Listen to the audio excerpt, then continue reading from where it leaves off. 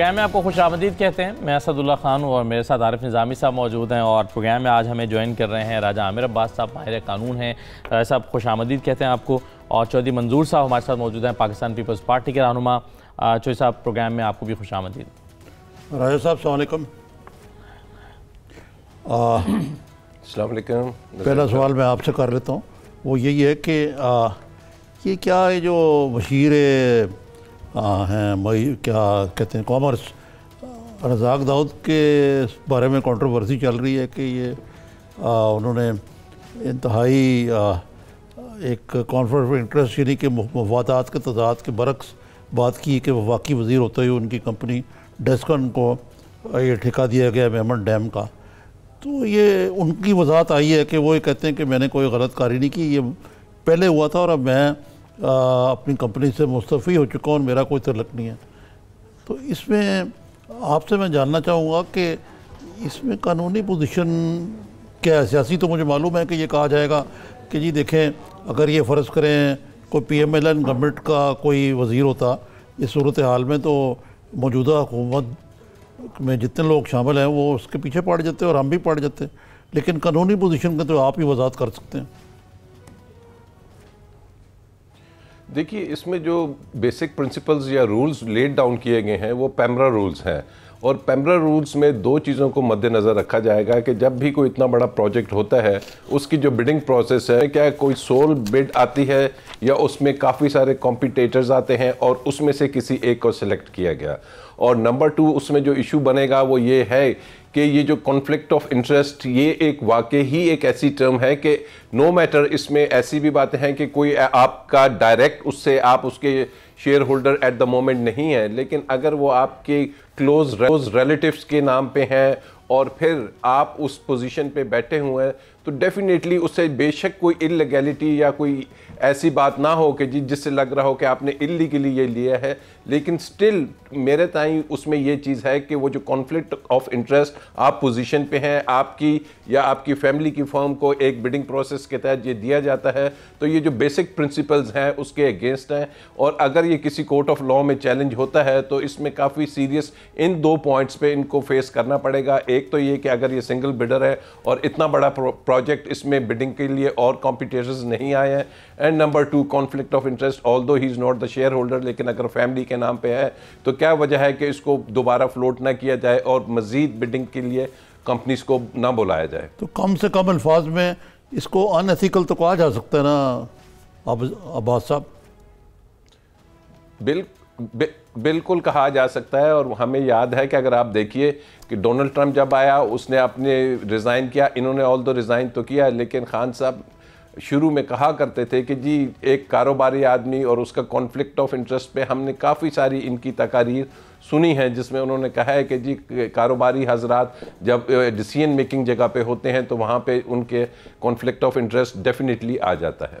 सही है। चौधरी मंजूर साहब से ज़रा इस पर राय लेते हैं। चौधरी साहब, ये बटल जो आया है ख़ुद रज़ाक दाऊद साहब की तरफ से, उनकी मिनिस्ट्री की तरफ से, वो ये कह रहे हैं कि मैंने ये वापडा ने 23 नवंबर 2017 को पहली मरतबा फ्लोट किया इसको बिड को, और मैंने 26 जून 2018 को ये बिड जो है वो हमने सबमिट की चाइना की कंपनी के साथ मिलकर, जिसमें हमारा 30% और चाइना का जो है वो चाइनीज़ कंपनी का 70% शेयर है। प्लस वो ये कहते हैं कि मैंने जब मुझे प्राइम मिनिस्टर ने ये पोजीशन ऑफर की तो मैंने उनको ये अपनी पोजीशन बताई और फिर मैंने ये तमाम ओहदे छोड़ दिया। मेरा अपनी कंपनी के साथ कोई, मैं उसका ओहदेदार नहीं हूँ, कोई ताल्लुक नहीं है, मेरे बच्चे जो हैं वो चला रहे हैं। तो इस तरह से जो तमाम एतराज़ात उठाए गए हैं वो गलत है। तो अगर आप उनकी बात मान जाएँ तो फिर आपको क्या एतराज़ है उस पर? अच्छा देखिए, ये अपने लिए और उसूल बनाते हैं। पीटीआई का प्रॉब्लम ये है और दूसरों के लिए और उसूल बनाते हैं। मसलन जब हम कहते हैं कि जरदारी साहब जो हैं उन्होंने कंपनी से इस्तीफा दे दिया था जब वो सदर मुंतखब हुए थे, तो उसको मानने के लिए तैयार नहीं, उनको उठाकर वो FIR में डाल देते हैं और खुद अपने लिए कहते हैं कि मैंने चूंकि इस्तीफा दे दिया। और जून में तो ये मिनिस्टर थे, चूंकि ये निगरान गवर्नमेंट में भी मिनिस्टर थे, तो जून में भी ये मिनिस्टर थे। तो ये तो बिल्कुल सीधा साधा। और इससे पहले एक और डैम है जिसके जो इशू है वहाँ पे भी एक प्रॉब्लम है और वहाँ पे भी एक इशू है, उसकी तफसीलात हम कल जारी करेंगे। उससे पहले भी डेस्कॉन ने, और डेस्कॉन ने 2-3 बार उसकी बिडिंग में वो आसमान पे ले गए थे, और फिर जब उसकी एक्चुअल बिडिंग हुई तो आ गया, बिल्कुल बहुत बड़ा फर्क आ गया। तो ये कल हम तफसीलात जारी कर रहे हैं, उसकी भी जारी कर रहे हैं और इसकी भी जारी कर रहे हैं। साहब लेकिन सिंगल बिडिंग, और जो कहते थे कि 100 दिन में एक आप दिखाएं, जो पहली बिडिंग की है उसमें ही पकड़े गए और उसमें ही अपने एक मिनिस्टर को दे दिया। चौधरी साहब और उसमें जो दबाव डाला था, मुझे तो ऐसे लग रहा है कि जो दबाव डाला था CPEC के हवाले से, जो स्टेटमेंट दी थी, उसका रिवॉर्ड मिला है। चौधरी साहब से इसके एक और मेरे जहन में एक ज़िमनी सवाल पैदा होता है कि हसन और हुसैन के बारे में ये कहा जाता है, और अदालत में भी ये स्टैंड लिया प्रोसिक्यूटर्स ने भी, कि ये मियां नवाज शरीफ के बेटे हैं, इसलिए, और मियां नवाज शरीफ का स्टैंड था कि वो बिल्कुल इंडिपेंडेंट हैं, तो और वो मुझे अगर पैसे भेज रहे हैं तो वो मैं उनका कफालतदार, तो कफालतदार कहते हैं उसको, क्या कहते हैं, नहीं हूँ बल्कि, तो ये उस वहाँ तो इस दलील को नहीं माना गया, तो ये आपको यहाँ भी कोई तजाद नहीं नजर आता? वही तो, ये अपने लिए और दलील है। मसलन देखिए ना, प्रॉब्लम इनका क्या है। पहले इमरान खान साहब ने कहा कि जो ये बनाते हैं ऑफशोर कंपनीज, ये चोरी करने के लिए बनाते हैं। फिर अपनी न्याजी सर्विसेज निकल आई तो फिर और स्टैंड ले लिया। फिर कहा कि जो लूटी हुई दौलत है मैं उनको घसीट कर वापस लेकर आऊंगा। फिर पता चला कि उनकी अपनी बहन की निकल आई है, तो फिर और तावीलें हैं। फिर कहा कि हम ये देखें यहाँ पे मैं कोई एक बात है, सो ये जितनी बातें कहते हैं उसके उलट फिर करके दिखा देते हैं और फिर उसके लिए ले आते हैं, अपनी दलीलें ले आते हैं। इनके PTI के अपने लिए उसूल और हैं, दूसरों के लिए उसूल और हैं। यही तो हम कहते हैं, ये कहते थे कि दो नहीं एक पाकिस्तान। तो हम इनसे मुतालबा करते हैं भाई एक पाकिस्तान बना दो ना। फिर जहांगीर खान तरीन साहब के लिए भी वही उसूल बना दो जो ओमनी ग्रुप के लिए बनाया है, बाकियों के लिए भी वही बना दो जो यहाँ पे बनाया है। मतलब मुझे ये नहीं समझ आई, राजा साहब को ज्यादा पता होगा कि राजा साहब ये जो सुप्रीम कोर्ट का ऑर्डर है, मैंने इत्तेफाक से नहीं पढ़ा, ये जो ओमनी ग्रुप पे है, क्या सिर्फ ओमनी ग्रुप के फेक अकाउंट्स या टोटल फेक अकाउंट्स की इन्वेस्टिगेशन करनी थी ये जो JIT है? अगर तो टोटल फेक अकाउंट्स की करनी थी तो फिर बाकियों के भी फेक अकाउंट्स हैं इस मुल्क में, तो बहुत ज्यादा है फेक अकाउंट्स।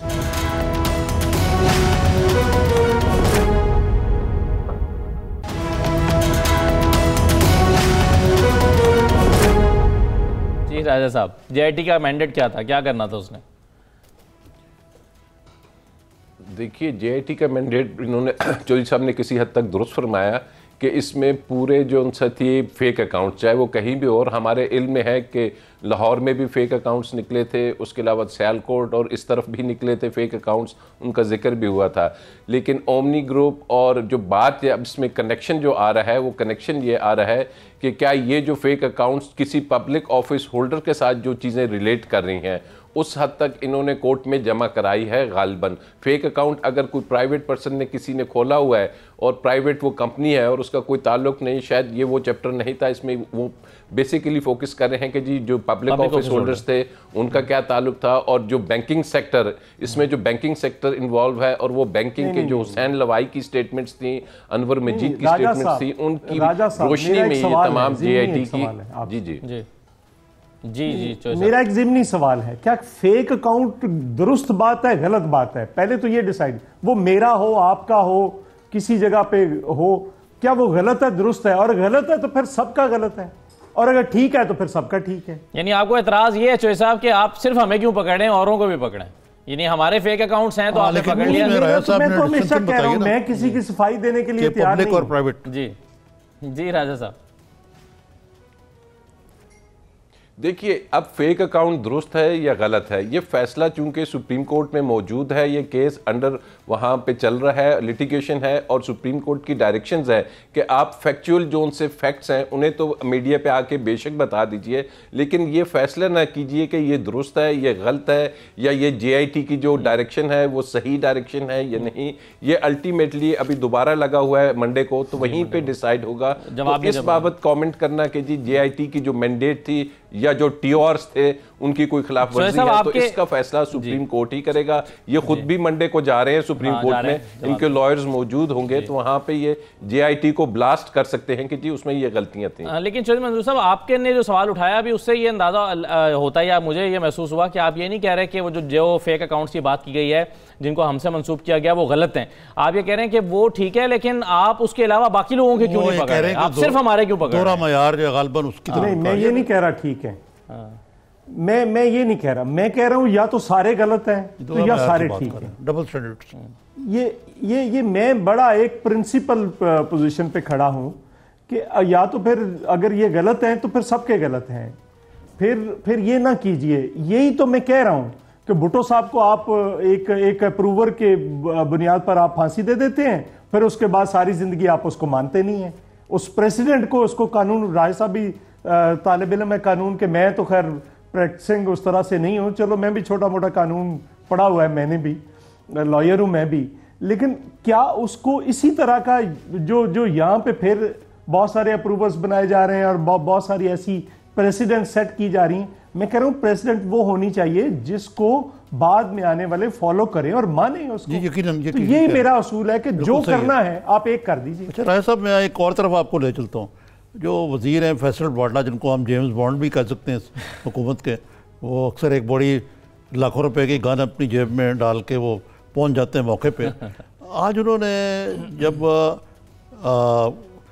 एक प्रेस कॉन्फ्रेंस में पब्लिक अकाउंट कमेटी के हवाले से कोई शहबाज शरीफ को सवाल हुआ, तो उन्होंने कहा कि एक मुजरिम है और मुलजिम है, और इससे पहले कि उसने जब सवाल किया डॉन के रिपोर्टर ने ये दूसरे वाले इशू पे जो डेस्कॉन है, तो उन्होंने कहा कि आप इस मैं माइक उठा दूंगा। उस पर सहाफ़ी जो हैं वो वॉकआउट भी कर गए और वापस नहीं आए।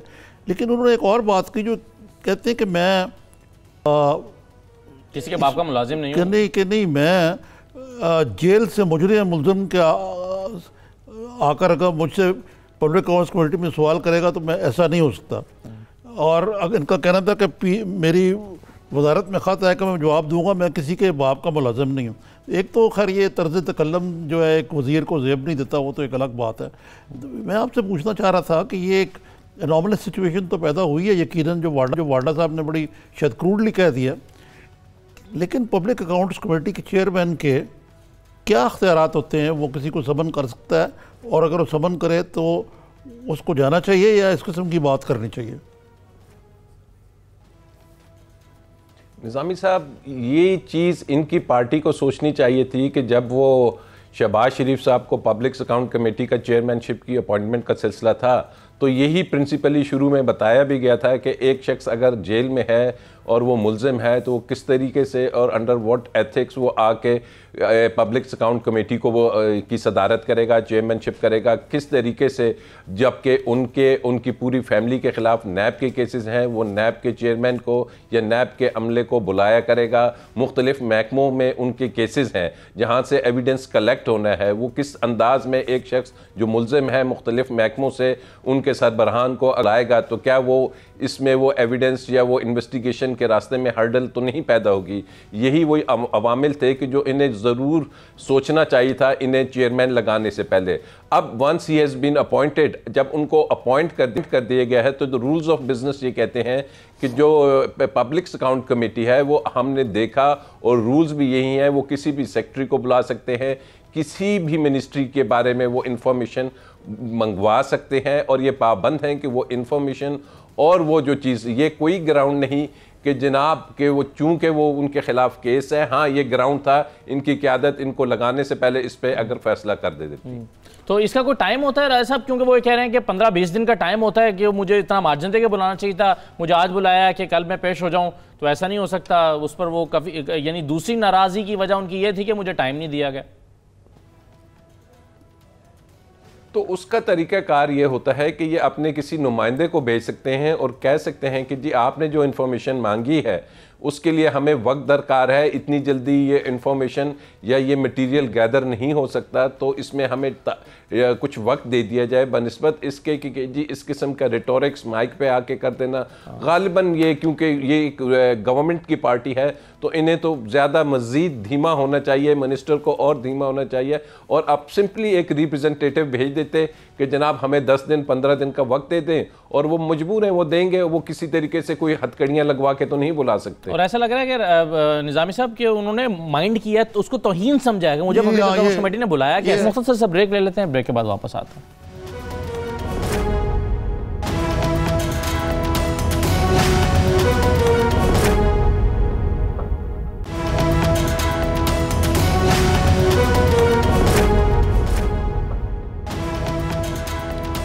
दोबारा खुशामदीद कहते हैं। हमारे साथ राजा आमिर अब्बास साहब मौजूद हैं, चौधरी मंजूर साहब मौजूद हैं। राजा साहब, ये जो JIT रिपोर्ट सामने आई है, इसमें सिफारिश की गई है रेफरेंस दायर करने के लिए मुख्तलिफ लोगों के वास्ते, और 16 की तादाद में रेफरेंस हैं। आप इसको अब इस कोर्ट से कहाँ पर जाता हुआ देख रहे हैं? क्योंकि हमारे इससे पहले जो JIT थी उसके बाद रेफरेंस सुप्रीम कोर्ट की सिफारिश पर NAB में दायर हुआ था, और फिर उसके का नतीजा भी आ गया, और उसमें काफ़ी लंबा वक्त लगा। तो क्या इसका सुप्रीम कोर्ट से आगे निकलकर ट्रायल कोर्ट में जाकर प्रोसेस वही आप देखते हैं जैसा कि हमने पनामा में देखा, या कुछ मुख्तलिफ है? देखिए, अभी तो सुप्रीम कोर्ट ने इस JIT को देखना है इनके जवाबात की रोशनी में। उसके बाद सुप्रीम कोर्ट डिसाइड करेगी कि आया इस JIT की बुनियाद पे आगे हमने मज़ीद कार्रवाई करनी है या नहीं करनी। अभी तक पहले से कह देना है कि जी इसकी बुनियाद पर आगे केसेस चलेंगे, ये सुप्रीम कोर्ट डिसाइड करेगी। इनके जवाब ये भी हो सकता है कुछ भी ना हो, JIT रिपोर्ट रिजेक्ट कर दी जाए, ये सुप्रीम कोर्ट ने डिसाइड करना है। लेकिन अगर सुप्रीम कोर्ट ये समझती है कि जनाब इसमें जो एविडेंस कलेक्ट किया गया है वो इतना सीरियस है, और डेफिनेटली ये जो एविडेंस है ये किसी क्रिमिनल एक्ट की निशानदेही करता है, और उन्हें प्राइमा फिशाई नज़र आता है कि कोई एक्ट्स ऑफ कमीशन और ओमिशन ऐसे हुए हैं कि जो कि कोई ऑफेंस कॉन्स्टिट्यूट करते हैं, तो इसमें मल्टी प्रोंग ऑफेंसेस बज़ाहिर नज़र आ रहे हैं। कुछ तो ऐसे ऑफेंसेस हैं जो कि मनी लॉन्ड्रिंग की तरफ अगर जाते हैं तो वो फिर FIA की जो अदालतें हैं वहाँ पे मनी लॉन्ड्रिंग के केसेस चलेंगे।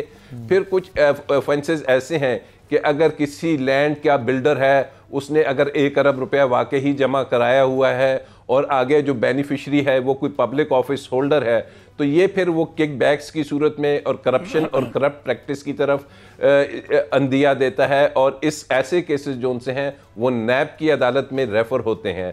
और उसके बाद अगर बैंकिंग सेक्टर में कुछ ऐसे इश्यूज हैं कि जी जो लोन्स थे या जो बैंक्स थी उनकी इक्विटी कम थी और कोलैटरल्स उन्होंने फेक बनाए हुए थे और उसके अगेंस्ट लोनिंग की है, और वो जो लोनिंग है उसमें कुछ गलतियां हैं तो वो बैंकिंग कोर्ट में जाएगा। तो ये 3-4 किस्म के इसमें ऑफेंसेस हैं जो मुख्तलिफ अदालतों में जाएंगे। और एक बड़ा इंपॉर्टेंट चीज़ है कि इसमें वो जो अनवर मजीद साहब अरेस्ट हैं, जिनकी ओमनी ग्रुप है, उनकी 13-14 या जितने भी यूनिट्स हैं शुगर मिल्स के और उसके अलावा कंपनीज हैं, अगर दौरान तफ्तीश ये चीज़ अगर कहीं से सरफेस की कि जनाब ये तो उसके बेनामी होल्डर हैं, असल पीछे मलकियत किसी और की है, तो ये भी फिर केस जाएगा NAB को। तो मेजॉरिटी केसेस NAB को जाते हुए नजर आ रहे हैं। अब बात आ गई कि जी ये कितनी तवालत इख्तियार कर सकते हैं।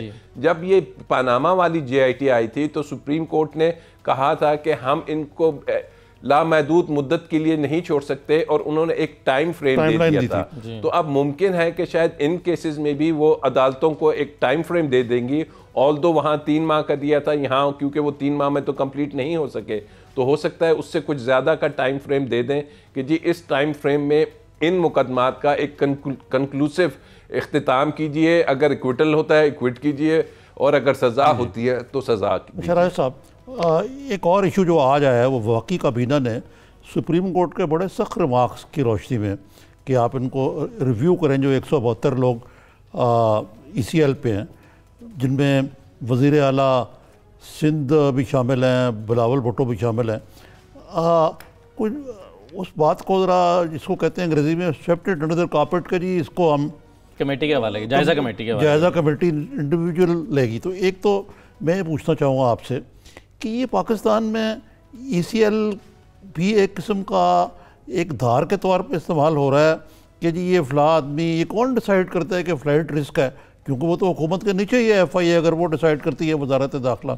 तो ये कहाँ तक एक जमहूरी फेयर प्ले और रूल ऑफ लॉ के तकाज़ों को पूरा करता है? इस सिलसिले में इसहाक डार साहब की बार बार मिसाल दी जा रही है।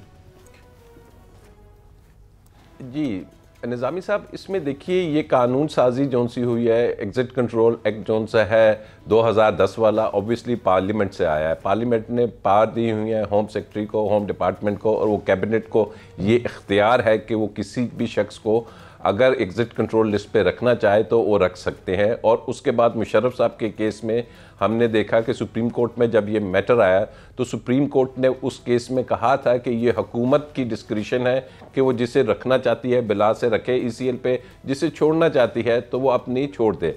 अब इस केस में सुप्रीम कोर्ट ने कुछ ऐसी डायरेक्शंस नहीं दी, क्योंकि इस केस में मुझे याद है कि जो पीपल्स पार्टी के लॉयर थे खोसा साहब, उन्होंने बड़ी रिक्वेस्ट की कि जी इनके नाम 172 नाम इनको ECL से आप हटाने का हुक्म सादर फरमाइए। तो और जो एडवोकेट जनरल सिंध थे उन्होंने रिक्वेस्ट की कि एटलीस्ट जो CM सिंध हैं उनकी हद तक इनका नाम आप हटा दीजिए, लेकिन सुप्रीम कोर्ट ने दोनों रिक्वेस्ट नहीं मानी और उन्होंने कहा ये हुकूमत जो सी है इस पे डिसाइड करे। अब हुकूमत ने डिसाइड करना था कि वो इसको दोबारा रिविजिट करें और देखिए कि जी क्या इनको ECL पे रखने के उनके पास प्लॉजिबल रीजंस हैं। अब जब दोबारा ये केस लगेगा और कैबिनेट ने अगर ये फैसला किया है कि हम 172 के 172 अरकान को रख रहे हैं ECL पे, तो मुमकिन तौर पे पूछा जा सकता है कि आप इंडिविजुअल के या वो ग्राउंड्स बताइए कि वो कौन से ग्राउंड्स हैं, वो कौन सी एप्रीहेंशंस हैं। क्योंकि माजी में भी हमने देखा कि ये अभी CM जो उनसे हैं चीफ एग्जीक्यूटिव हैं, लेकिन एक सिटिंग फाइनेंस मिनिस्टर थे जिनका जिक्र किया असद ने कि वो सिटिंग मिनिस्टर होते हुए भी, मुल्क के फेडरल मिनिस्टर होते हुए भी उनके खिलाफ केसेस थे और वो मुल्क छोड़ के चले गए। और उसका नतीजा ये हुआ कि अब सुप्रीम कोर्ट भी पूछ रही है कि जी इन्हें कैसे वापस लाना है। उससे पहले मुशर्रफ साहब के बारे में भी पूछा जा रहा है कि जी बताइए अब इन्हें हम कैसे वापस लाएं। वो जो इंटरपोल के ज़रिए इतने इश्यूज़ हैं, केसेस ख़राब हो रहे हैं, तो गवर्नमेंट को एक सेटिस्फैक्टरी वहाँ पे एक्सप्लेनेशन दे दें तो शायद सुप्रीम कोर्ट समझ जाए। लेकिन उसमें ये है कि तमाम इनको थोड़ी सी क्वांटिफाई करना होगा कि किस मुल्जिम के खिलाफ 172 अगर हैं तो उसका मतलब है कि अगर किसी ने एक फाइल खाली मूव किया है उसकी क्या सजा बनती है, और एक ने अरबों रुपए लिए हैं तो उसका क्या रोल है। थोड़ा सा स्पेसिफिक हर केस को देखना पड़ेगा। चौधरी साहब आप क्या कह रहे हैं? उसमें ये होगा कि अगर कोई शख्स, अच्छा देखिए ना निज़ामी साहब, देखिए इन्होंने ना एक क्राइसिस पैदा किया है और ऐसा खौफनाक क्राइसिस पैदा किया है जो रियासत के अंदर एक क्राइसिस पैदा किया है। मसलन अगर इनके पास ECL में डालने का इख्तियार है तो चीफ मिनिस्टर सिंध के पास किसी को 16 MPO के तहत डाल दे। वो अगर 3-4 फेडरल मिनिस्टरों को डाल दे 16 MPO में और कहे कि जो उनका इख्तियार था उन्होंने इस्तेमाल कर लिया, जो मेरा इख्तियार है मैं इस्तेमाल कर लूँगा, फिर ये चीखें निकलेंगी इधर से। अब देखिए पहले ये बिजली बंद करते हैं सिंध की, फिर ये पानी काट लेते हैं। ये फैसल वाडा साहब ने खुद कहा कि पानी चोरी किया है सिंध का।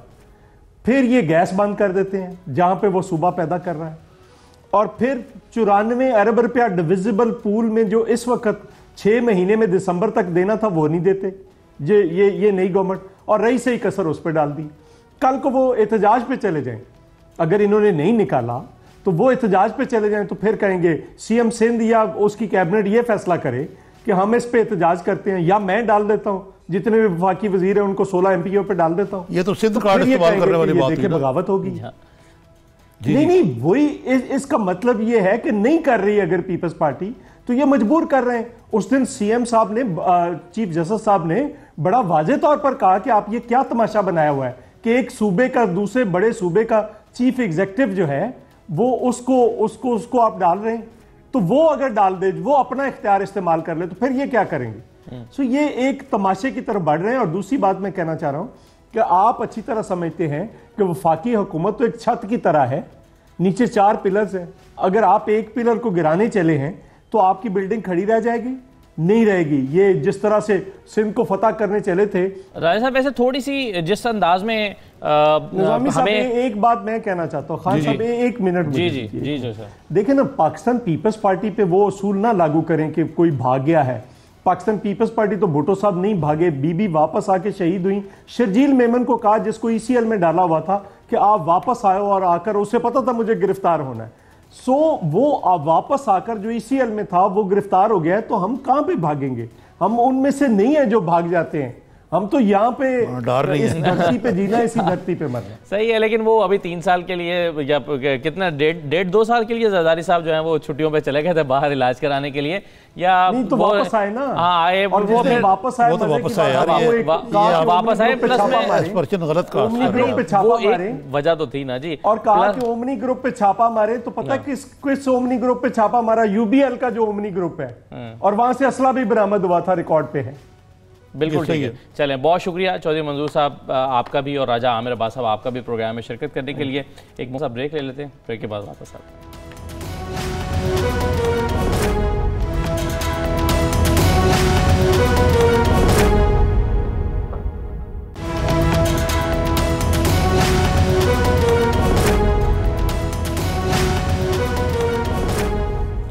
दोबारा खुश आमदीद कहते हैं आपको प्रोग्राम में। निज़ामी साहब, मैं आगाज़ करना चाहूँगा ज़रा रज़ाक दाऊद साहब से ही।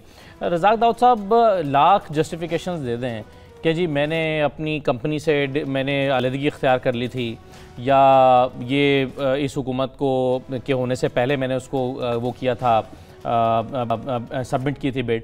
लेकिन बहरहाल जब इस डैम पर काम होना है तो एक सिटिंग मिनिस्टर जो हैं उनके बेटे की कंपनी उसको बना रही होगी, और वो कॉन्फ्लिक्ट ऑफ इंटरेस्ट तो यहाँ पर लागू हो सकता है। ये तो देखे ना, वो राजा अमर अब्बास साहब ने भी कहा, इसमें कोई शक भी नहीं है।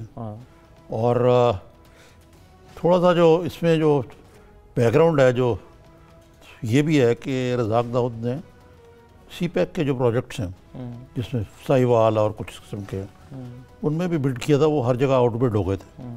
और आपको याद है कि उन्होंने CPEC के प्रोजेक्ट फ्रीज करने की बात कर दी थी 1 साल के लिए, फाइनेंशियल टाइम को जो इंटरव्यू दिया था, फाइनेंशियल टाइम जो मीडिया ने शाको सबाक से हटके चलाया था, जो मीडिया में बकौल उनके बाद में उन्होंने कहा नहीं, मैंने देखा जो मैंने कहा था वो ठीक हो गया, रीनेगोशिएट हुआ। तो पता नहीं वाकई उन्होंने क्या शाको सबाक से हटके चलाया था।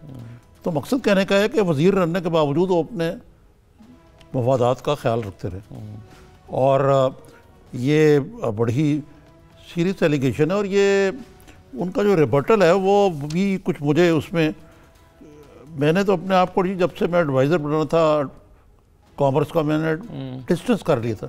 डिस्टेंस क्या, फासले के लिहाज से कर लिया था या किस तरह कर लिया था। और मैंने ट्रांसपेरेंसी के लिए और सारी चीज़ें मैंने की हैं। अब पता नहीं कि ये तो वही बता सकते हैं कि भाई कहाँ तक ये मामला जो है ये वाकई वो उनसे हटकर है। लेकिन असल चीज़ ये नहीं है, असल चीज़ ये है कि मतलब है कि उन्होंने वाकई ऐसा हो जो जैसे वो कह रहे हैं। लेकिन पब्लिक परसेप्शन में तो यही होगा कि जनाब ये कॉन्फ्लिक्ट ऑफ इंटरेस्ट है। अब फ़र्ज़ करें कि शहबाज शरीफ साहब हमजा शहबाज को कोई इस किस्म का ठेका दे देते, या अपने किसी और वज़ीर को, राना सनाउल्लाह को दे देते। आशियाना में क्या इल्ज़ाम है कि जी शहबाज शरीफ साहब ने बिस्मिल्लाह इंजीनियरिंग को ठेका दिया, जो कि साद रफीक साहब की कंपनी थी। अब साद रफीक साहब कहे जी मैंने तो डिस्टेंस कर लिया था। मतलब है कि इमरान खान साहब के अपने लिए और असूल हैं, दूसरों के लिए और असूल हैं। अब मतलब कॉन्फ्लिक्ट ऑफ इंटरेस्ट की आपने बात की कि ये बहुत सारे मामलों में PTI जो है ट्रांसपेरेंसी नहीं दिखा रही।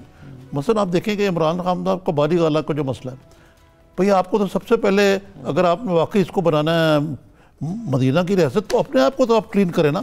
आपने उसको रेगुलराइज नहीं कराया, आप रजिस्ट कर रहे हैं उसको करने के लिए। ये कहाँ तक ठीक है? सही, मुझे ये बताएं आप। बिल्कुल ठीक है। अब निज़ामी साहब 3 रास्ते हैं हुकूमत के पास मेरे ख्याल में। एक तो या तो ये कि वो ठेका मंसूख करके दोबारा से ज़्यादा बिडर्स की मौजूदगी में ये ठेका अवार्ड करे, जो ज़्यादा बोली लगा ले। दूसरा ये कि या फिर जो रज़ाक दाऊद साहब हैं वो अपना ओहदा छोड़ें, या फिर हुकूमत ढिठाई का मुजाहरा करेगी कि जाओ जो करना है कर लो। हम जो हैं फैसल वाडा साहब, उनकी बातों से लगता है कि मुखर जिक्र स्ट्रेटजी है।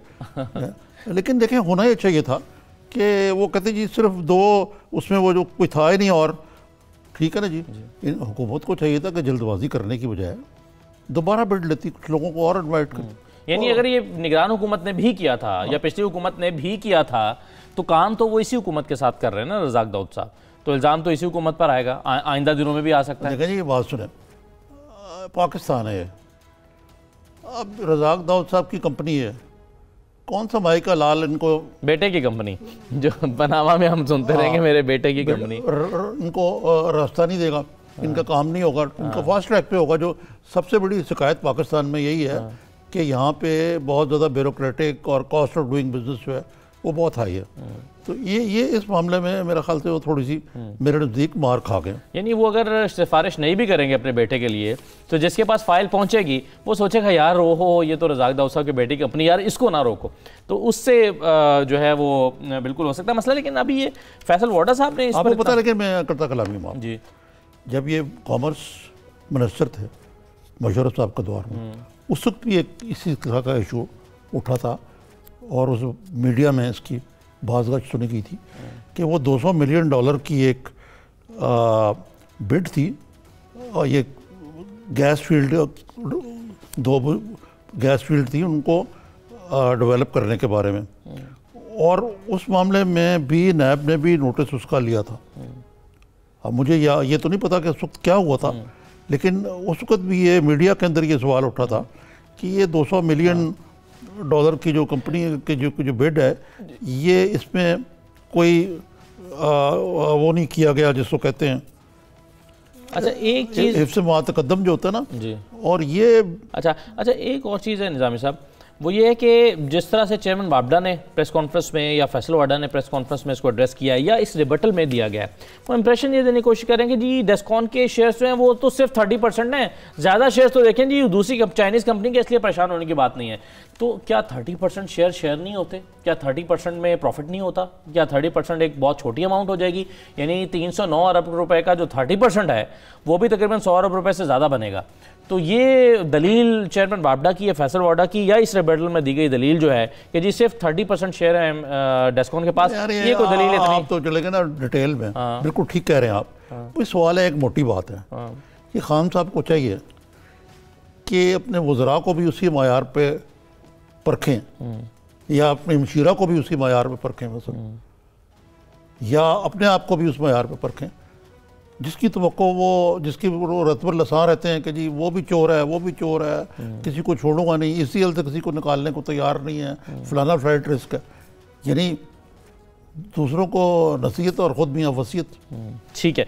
अच्छा अब मुझे ये बताइए फैसल वाडा साहब ने इस सवाल को इतना माइंड क्यों किया कि फैसल वाडा साहब से सवाल किया गया तो उन्होंने कहा कि जी कोई और मुझसे पूछता, कोई नौजवान पूछता तो मैं उठा के माइक साइड पे कर देता, आप बुजुर्ग आदमी है इसलिए मैं आपको जवाब दे रहा हूँ।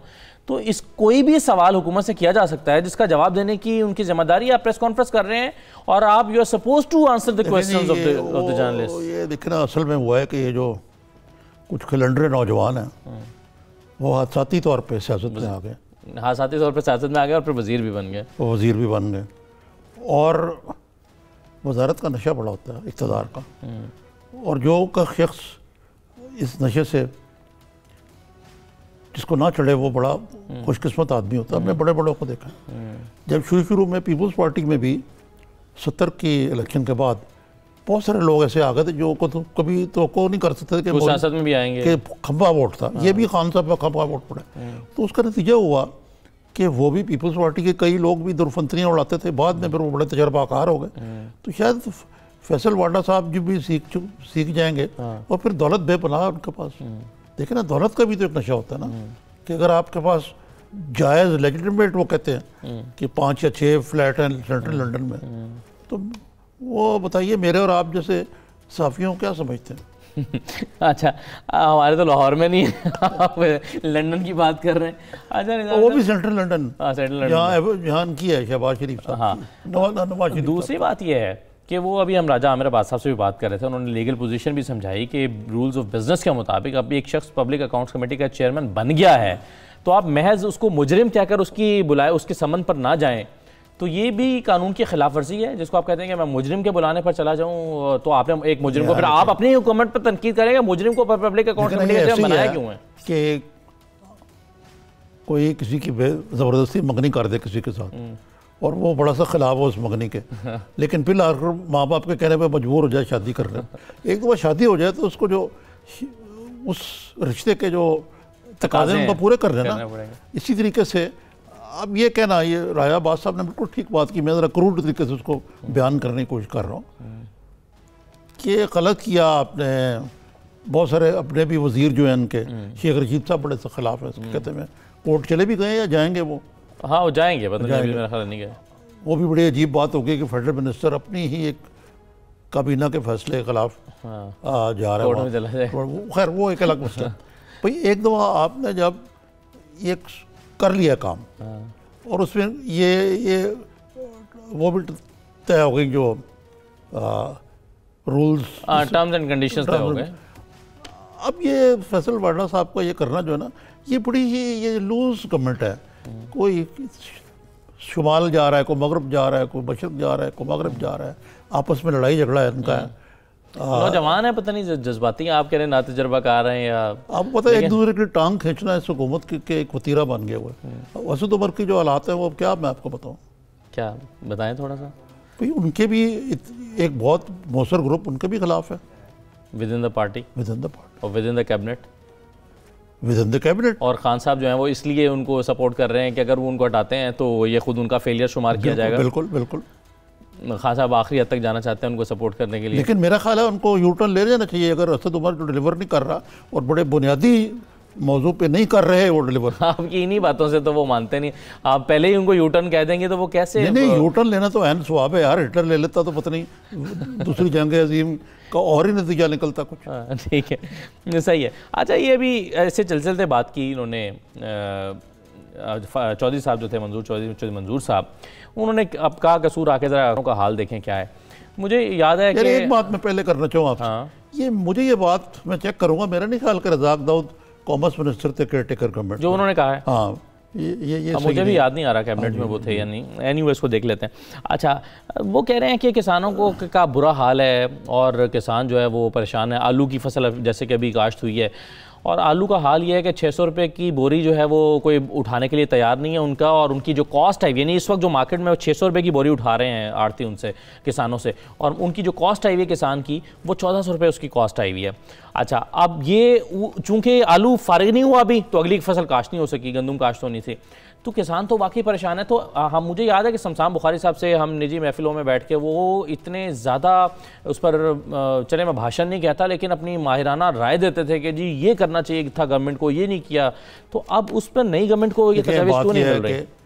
हवा का हवाई बिगड़ा हुआ है और पाकिस्तान पहले दो चीज़ों पर सस्टेन करता रहा कि एक जो इनफॉर्मल इकॉनमी जिसको ब्लैक इकॉनमी भी कहते हैं आप, एक एग्रीकल्चरल वेस्ट।